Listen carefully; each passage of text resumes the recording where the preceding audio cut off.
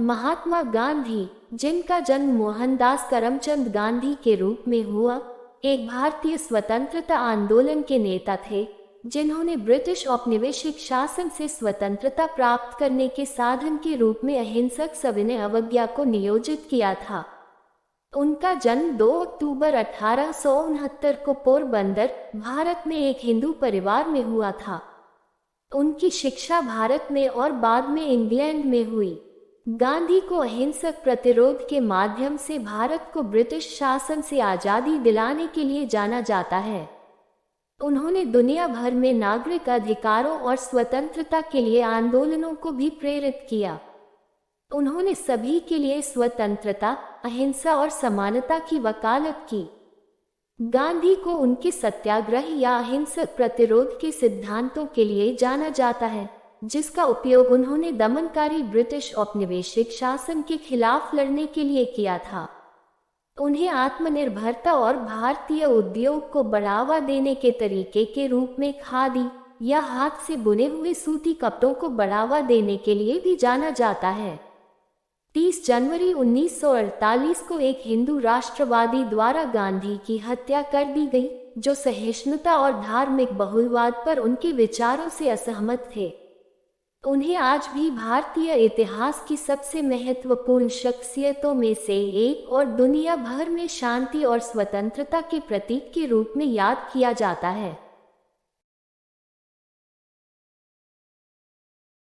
पटेल एक वकील, राजनीतिज्ञ और राजनेता थे जिन्होंने ब्रिटिश शासन से स्वतंत्रता के लिए भारत के संघर्ष में महत्वपूर्ण भूमिका निभाई।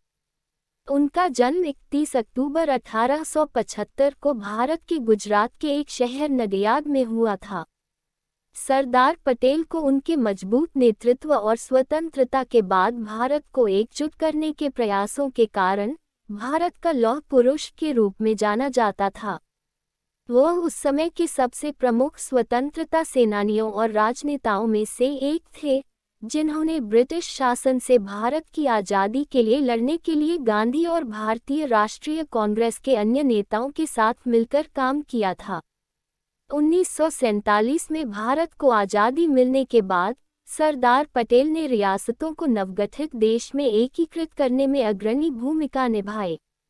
उन्हें सैकड़ों रियासतों को स्वतंत्र होने या पाकिस्तान में शामिल होने के बजाय भारत में शामिल होने के लिए सफलतापूर्वक मनाने का श्रेय दिया जाता है। रियासतों को एकीकृत करने के इस दृष्टिकोण ने भारत की क्षेत्रीय एकता और अखंडता को सुनिश्चित करने में मदद की।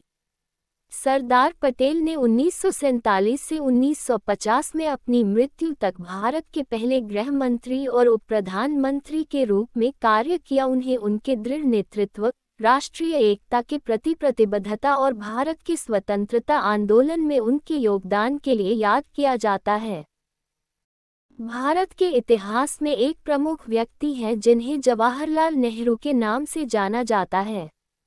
वह एक भारतीय राजनेता, वकील और राजनीतिज्ञ थे, जिन्होंने 1947 से 1964 तक भारत के पहले प्रधानमंत्री के रूप में कार्य किया। नेहरू का जन्म 14 नवंबर 1889 को इलाहाबाद, संयुक्त प्रांत, ब्रिटिश भारत अब उत्तर प्रदेश, भारत में एक धनी और राजनीतिक रूप से प्रभावशाली परिवार में हुआ था।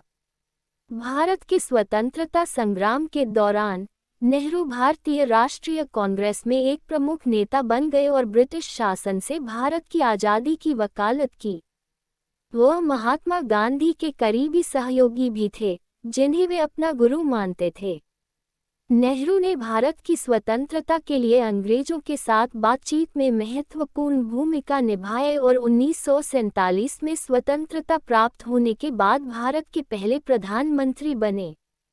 प्रधानमंत्री के रूप में नेहरू ने सामाजिक, आर्थिक और विदेशी नीतियों को लागू किया जिसने भारत के भविष्य को आकार दिया।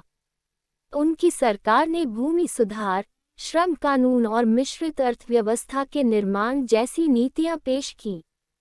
नेहरू लोकतंत्र, धर्मनिरपेक्षता और गुटनिरपेक्षता के प्रबल समर्थक थे और भारत की विदेश नीति को आकार देने में उनकी भूमिका शीत युद्ध के दौरान गुटनिरपेक्ष आंदोलन के नेता के रूप में भारत को बढ़ावा देने में महत्वपूर्ण थी।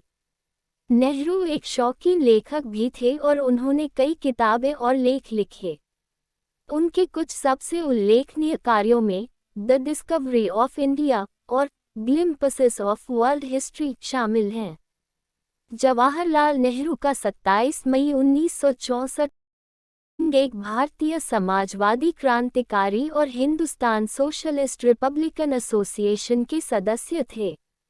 उनका जन्म 28 सितंबर 1907 को पंजाब के लायलपुर में हुआ था, जो अब पाकिस्तान का हिस्सा है। 23 मार्च 1931 को ब्रिटिश सरकार ने उन्हें 23 साल की उम्र में फांसी दे दी। सिंह भारत में ब्रिटिश शासन के खिलाफ लड़ने वाले सबसे प्रमुख स्वतंत्रता सेनानियों में से एक थे। वह मार्क्सवादी और अराजकतावादी विचारधाराओं से प्रभावित थे और कई क्रांतिकारी संगठनों के सक्रिय सदस्य थे। उन्हें लाहौर षड्यंत्र मामले में उनकी भागीदारी के लिए जाना जाता है, जिसमें 1929 में नई दिल्ली में केंद्रीय विधानसभा पर बमबारी शामिल थी। सिंह को उनके लेखन और भाषणों के लिए भी जाना जाता है, जिसमें उनकी क्रांतिकारी भावना और भारत की स्वतंत्रता के प्रति उनकी प्रतिबद्धता दिखाई देती है।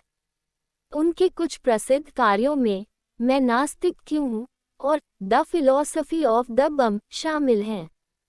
सिंह समाजवाद के प्रबल समर्थक थे और उनका मानना था कि भारत की प्रगति के लिए केवल राजनीतिक स्वतंत्रता ही पर्याप्त नहीं है।